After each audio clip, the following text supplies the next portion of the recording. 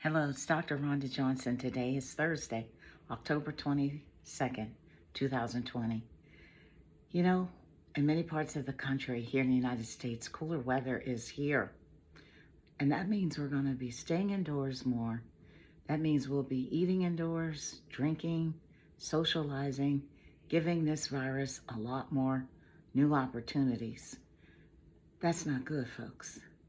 Hospitalizations are up everywhere here in the United States. You know, this virus is here, there, and everywhere. More than 60,000 people a day are testing positive, meaning we have 60,000 new cases of the coronavirus every single day. And that's likely to be an undercount. You know, there were two important studies from the CDC released this week. Now, I know people don't believe the CDC has any credibility. They think the leaders have all lost their authority and independence by the White House. But I will say there are a lot of outstanding scientists who are looking at a lot of data and information, and they continue to provide great information that we can use in real time. First was a study that looked at exposure, how long it took to become infected with COVID-19. And this week, the CDC issued new guidance. Used to be thought that it only took 15 minutes, but based upon the data, now they're saying any brief exposure can lead to inoculation with this virus. Remember, all this virus has to do is enter your mucous membranes through your mouth, your nose, and your eyes. Period. That's all it takes.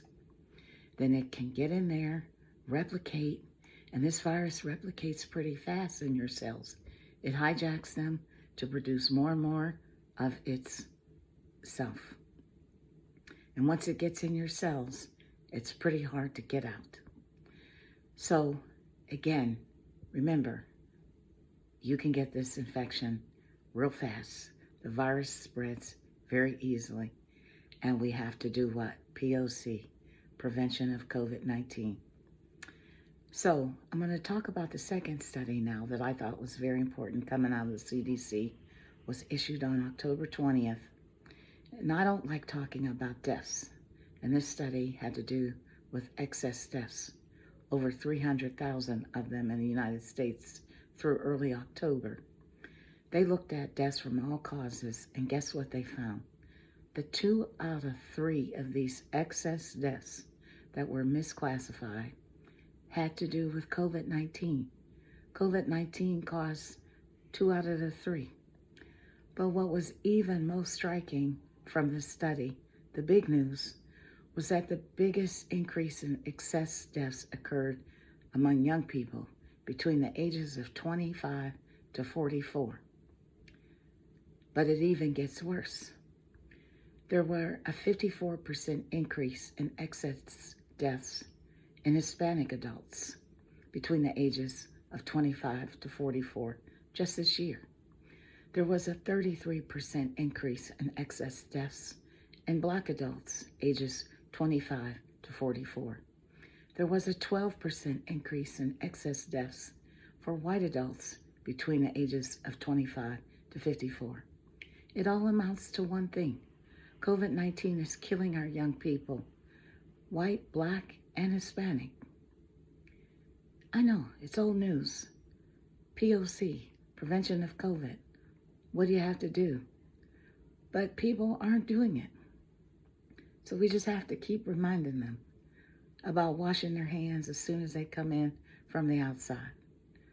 We have to keep reminding them to wipe down and disinfect commonly used surfaces, such as doorknobs, faucets. And the biggest thing is avoiding crowds, period, and wearing the mask and socially distance. I know it's going to take a mindset shift. People have to be retrained. They have to retrain how they think, and they have to retrain their behaviors. Sometimes you have to help people. You have to help them by giving them masks, giving them hand sanitizer supplies. Let's show some love. to our young adults. Let's make it easy for them to wear the mask and wear the hand sanitizer. Hey, instead of giving money for Christmas, give them mask and hand sanitizer. They can't use the money if they're going to die. So again, we're going to have to put our thinking caps on, but we've got to change this behavior. We have to quit feeding this virus. We have to quit making it so easy for it to get into our mouths, our nose, and our mucous membranes of our eyes. Period. What's your strategy? What's your plan? We all have to have a strategy and a plan to stay alive in this pandemic. This is Dr. Rhonda Johnson. My views are my own. My only goal is to help save lives. So have a blessed day and stay safe.